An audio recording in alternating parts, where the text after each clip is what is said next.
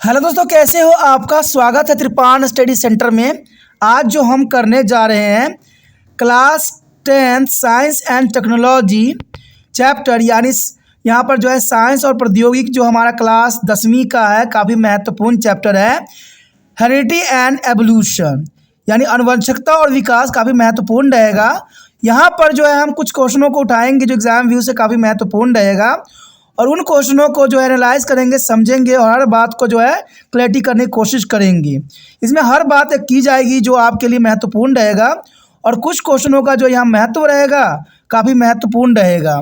और इन क्वेश्चनों को करने से पहले एक बात जो मैं हमेशा कहता हूँ, जिसको आपको सोचना भी चाहिए, विचार भी करना चाहिए, इवन अमल भी करना चाहिए, वो ये है कि जब भी वीडियो देखिए पूरा देखिए, क्योंकि अधूरा जानकारी सदैव खतरनाक होता है। साथ में एक इंपॉर्टेंट बात ये भी रहता है, अगर आप पहली बार वीडियो देख रहे हो तो लाइक शेयर सब्सक्राइब करना मत भूलना, क्योंकि दोस्तों लाइक कीजिएगा तो बनाने वाले का मनोबल बढ़ता है, सब्सक्राइब कीजिएगा तो इससे ये होता है कि जब भी मैं कोई वीडियो डालूंगा उसका नोटिफिकेशन आपको समय रहते मिल जाएगा। और देखिए शेयर का मतलब ये होता है कि आपके थ्रू न जाने किन बच्चों को हेल्प मिल जाए, ये आप भी नहीं जानोगे, इसलिए जो है आप शेयर जरूर करो, ठीक है। व्हाट्सएप स्टेटस पे भी लगाओ। दोस्तों एनएसएस सेंटर जो कई मानने में बहुत से बच्चों के लिए हेल्पफुल है, चाहे वो 8th क्लास हो, 9th 10th 11th 12th हो, चाहे वो एनआईएस बोर्ड के बच्चे हों, ठीक है, चाहे बीए एमए के बच्चे हो, सभी क्लासों के लिए कुछ ना कुछ जो है त्रिपाण एनएसएस सेंटर में उपलब्ध है। तो इसलिए आपके लिए जरूरी है कि आप सब्सक्राइब करके इसको चैनल को जो है सेव कर लो, नहीं तो बाद में अगर रिसर्च करोगे तो शायद आपको ये चैनल प्राप्त ना हो।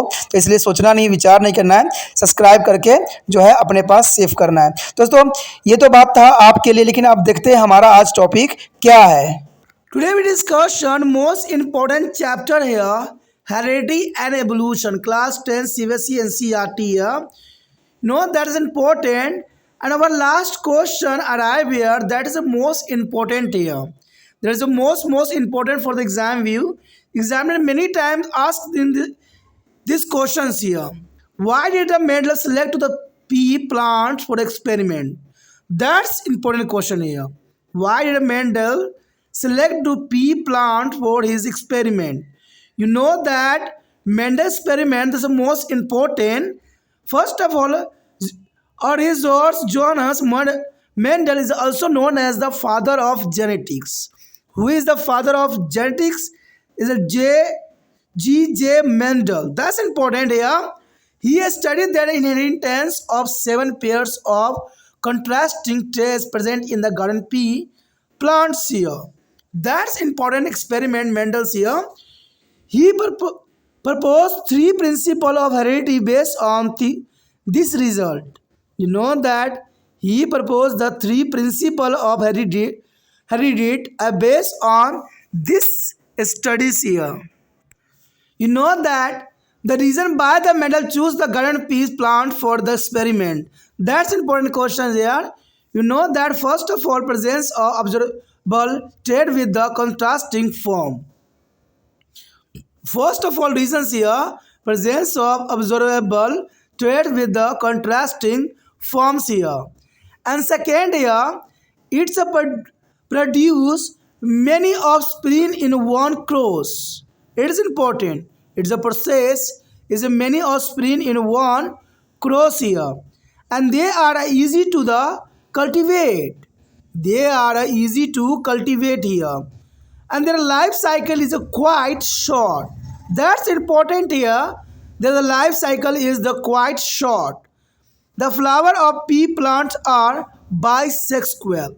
This is important. The flowers of pea plant are bisexual here. That's important.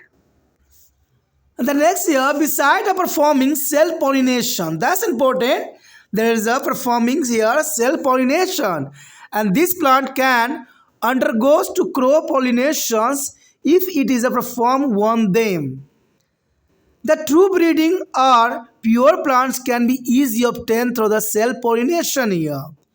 That's the selection reasons here, and their characteristics can be distinguished properly without any difficulty.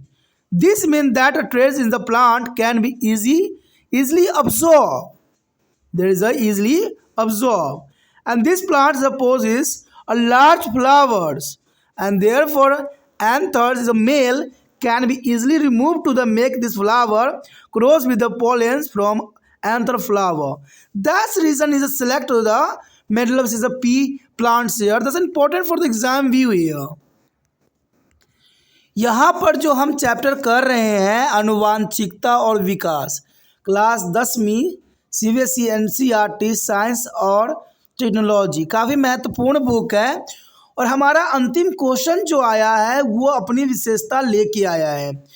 ये क्वेश्चन कई बार एग्जाम में पूछे जाते हैं कि मेंडल ने अपने प्रयोग के लिए मटर के प्रयोग पौधे का चयन क्यों किया।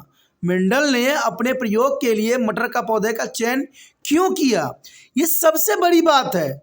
कहते हैं जो उसने एक्सपेरिमेंट 3 रेशो पर किया, 1:2:1, 3:1 और 9:3:1, तो ये जो इसकी प्रिंसिपल था, जो सिद्धांत इसने दिया, इनका एक्सपेरिमेंट मटर के पौधों पे की गई। लेकिन मेंडल ने सबसे प्रथम बात तो यही आता है कि मेंडल ने किसी और पौधे को क्यों नहीं सिलेक्ट किया, मटर का ही पौधा क्यों सिलेक्ट किया। और उसको देखा जाए तो ये काफ़ी महत्वपूर्ण है। कहते हैं मेंडल का प्रयोग इन्हीं चीज़ों पर आधारित था। और मेंडल का पूरा नाम जो था गेर्ग जोहान मेंडल था। और उसको आनुवांशिकता का जनक यानी फादर ऑफ जेनेटिक भी कहा जाता है। यानी देखा जाए इसको पितामह कहा जाता है आनुवांशिकता का। तो एग्ज़ाम में कई बार क्वेश्चन MCQ में आ जाता है, या तो मेंडल का पूरा नाम के अंतर्गत आ जाए या जेनेटिकल फादर किसे कहते हैं, तो ये भी आ जाए, कुछ भी हो सकता है, सिर्फ आपको क्वेश्चन समझ में आना चाहिए। उन्होंने बगीचों के मटर के पौधों में मौजूदा 7 जोड़े विपरीत लक्षणों की विरासत का अध्ययन किया। ये काफ़ी महत्वपूर्ण बात है कि उन्होंने बगीचे के मटर के पौधों में मौजूद 7 जोड़े यानी 7 पेयर्स ऑफ विपरीत लक्षणों यानी जिनके लक्षण अलग अलग थे का विरासत का अध्ययन किया कि उन्हें अगले जनरेशन से क्या मिला है। तो इसे हम विरासत कहते हैं कि विरासत में उनको क्या मिला है। तो इन्होंने 7 जोड़े विपरीत लक्षणों जिनके अलग अलग करैक्टर थे उसका इन्होंने अध्ययन किया। उन्होंने इन अध्ययनों के आधार पर आनुवंशिकता के 3 सिद्धांत प्रस्तावित किए, जो है 1:1 रेशो और देखा जाए तो 3:1 रेशो, 3:1 रेशो का और 9:3:1। तो ये तीनों के तीनों काफ़ी महत्वपूर्ण है एग्जाम व्यू से। अब चलिए देखते हैं कि मेंडल ने जो है आखिरकार मटर के ही पौधे को सिलेक्शन क्यों किया और क्या कारण था। तो ये जानना हमारे लिए बहुत ही काफ़ी दिलचस्प रहेगा और एग्जाम व्यू से महत्वपूर्ण भी रहेगा। यहाँ पर आप देख सकते हो कि मेंडल ने अपने प्रयोग के लिए मटर के पौधे क्यों चुना, इसके कारण यहाँ पर उपस्थित हो गया है। देखा जाए तो विपरीत रूपों के साथ अवलोकन योग्य लक्षणों की उपस्थिति। सबसे पहले मटर में एक खासियत थी कि विपरीत रूपों के साथ अवलोकन योग्य लक्षणों की उपलब्धि थी। कहते ये काफ़ी महत्वपूर्ण था कि विरासत रूप के साथ अवलोकन करने के लिए सभी लक्षण जो है मटर के पौधों में उपस्थित थी और यह एक बार में कई संतान पैदा कर सकते थे, यानी एक बार में कई बीज उत्पन्न हो सकते थे। इसलिए यहाँ पर मेंडल ने जो मटर के पौधों का सिलेक्शन किया। इवन देखा जाए तो इसकी खेती करना भी आसान था। मेंडल ने देखा कि मटर के पौधे का खेती करना बहुत ही सरल है। कहते हैं जो चीज़ सरल होता है उस पर एक्सपेरिमेंट करना भी आसान रहता है। और सबसे महत्वपूर्ण बात कि इसका जीवन चक्र काफ़ी छोटा होता है। देखिए दोस्तों, अगर आप लंबे जीवन चक्र में करोगे तो कहते हैं पौधे में जब तक हम जनरेशन देखेंगे नहीं तब तक जो है देखने वाले की मृत्यु हो जाएगी। कारण क्या है, इतना लंबा समय तक कौन जिंदा भी रहता है। इसलिए यहाँ पर मेंडल ने जो है इसी बात को जो है मेन प्रायोरिटी दिया कि मटर के पौधे के जीवन चक्र जो होता है काफ़ी छोटा होता है। और मटर के पौधे के फूल उभयलिंगी होते हैं यानी बाइसेक्सुअल होते हैं, ये भी काफ़ी महत्वपूर्ण बात थी। यानी जितनी बात उसको आदर्श चाहिए वो सारे के सारे जो है मटर के पौधों में मिल गया कि मटर के पौधे के फूल जो है उभयलिंगी होते हैं यानी बाइसेक्सुअल होते हैं। और सबसे महत्वपूर्ण बात था इसमें स्वयं परागण करने के अलावा यदि इन पौधों का क्रॉस परागण किए जाए तो परागण से भी गुजर सकते हैं। यानी इनमें दोनों तरह के पोलिनेशन थे, सेल्फ भी थे और क्रॉस भी थे, यानी स्वयं परागण भी थे और पर परागण भी थे। अब देखिए ऐसा गुण किसी किसी पौधों में ही मिलता है, सारे गुण एक पौधों में नहीं मिलता है, लेकिन मटर में सारे गुण देखने को मिले। इसमें संतान पैदा करने एक बार में कई संतान पैदा करने का लक्षण भी था। तो इसका जो है जीवन चक्र छोटा भी था। इवन किसका ये फूल उभयलिंगी भी थी और इसमें स्वयं परागण और परागण की करने की क्षमता भी थी। देखा जाए तो इसमें जो है स्वयं परागण द्वारा सत्य प्रजनन अर्थात शुद्ध पौधे आसानी से प्राप्त किए जा सकते हैं।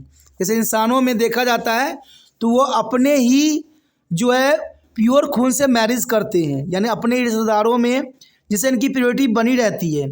सेम मटर के पौधों में ही देखने को मिला।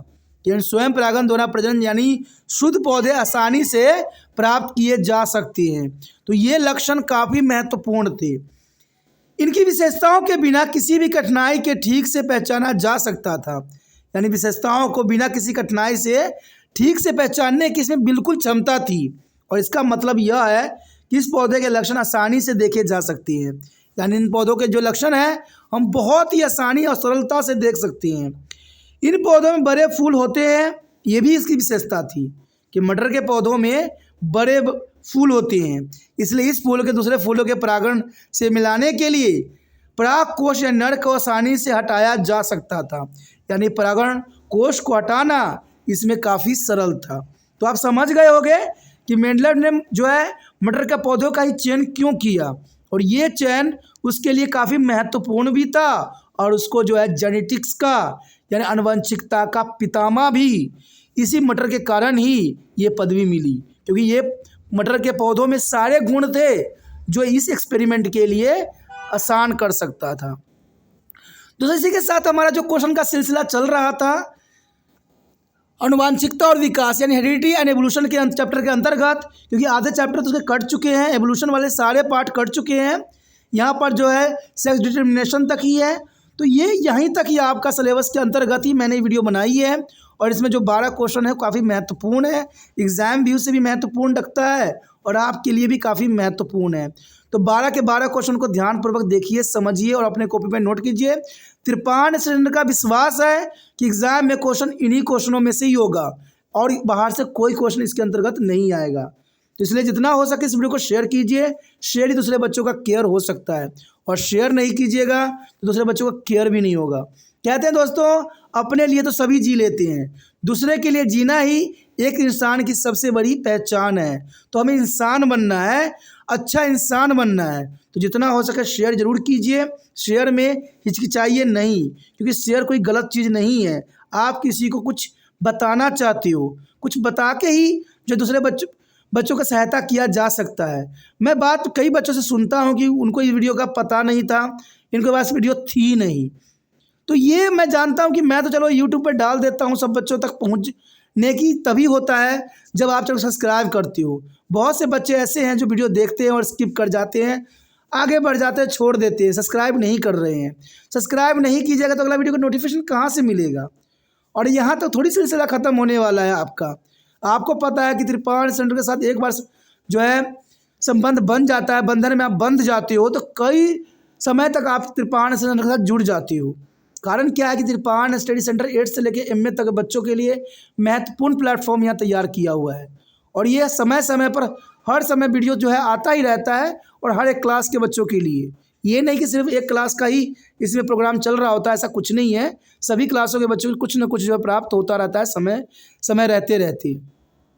और एग्ज़ाम होता है तो यहाँ पर महत्वपूर्ण भी बनता है।